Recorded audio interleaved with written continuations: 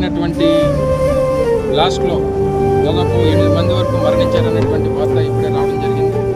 Visakhapatnam SMS 1లో ఏదైతే ఈ heat చేసేటువంటి ఐరన్ అంతా కూడా స్పిల్ అయ్యి దాదాపు 8 మంది అక్కడికక్కడే సజీవదహనం అయిపోయారని, ఇంకా కొంతమంది కూడా ఉంటారనేటువంటిది సమాచారం వస్తూ ఉంది. మొదటి నుంచి స్టీల్ ప్లాంట్లో ఈ గడిచినటువంటి 2 సంవత్సరాలుగా అనేక సందర్భాల్లో స్టీల్ ప్లాంట్ని నిర్వీర్యం చేసేటువంటి కార్యక్రమంలో భాగంగా పూర్తిగా దాని మీద శ్రద్ధ పెట్టడం మానేశారు. కేవలం దాన్ని ప్రైవేట్ పరం చేయాలనేటువంటి ఆలోచనతో దాన్ని ఏదో రకంగా ఇది నష్టాలు కలిగిస్తూ ఉంది, లేకపోతే ఎలాంటి ప్రమాదాలు జరుగుతూ ఉన్నాయి. ఈ మధ్యకాలంలో ఎప్పుడూ లేనటువంటి ప్రమాదాలు ఇప్పుడే ఎందుకు జరుగుతూ ఉన్నాయి, ఇంతమంది ప్రాణాలు తీసేసేటువంటి దానికి ఎవరు కారకులు అనేటువంటి దాని మీద తప్పకుండా ఎంక్వైరీ జరగాల్సినటువంటి అవసరం ఉంది.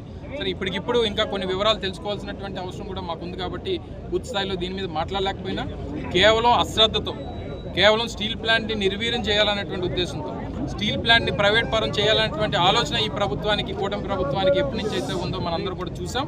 కేవలం ఈ అంశాల మీద ఇది జరిగిందా లేకపోతే మరో దీని మీద జరిగిందా, దీనికి కారకులు ఎవరు, వీటన్నిటి మీద ఎంక్వైరీ చేయాలనేటువంటిది వైఎస్ఆర్ కాంగ్రెస్ పార్టీ డిమాండ్ చేస్తూ చనిపోయినటువంటి కుటుంబాలకి వారి కుటుంబాల ప్రగాఢమైనటువంటి సానుభూతిని తెలియజేస్తాం.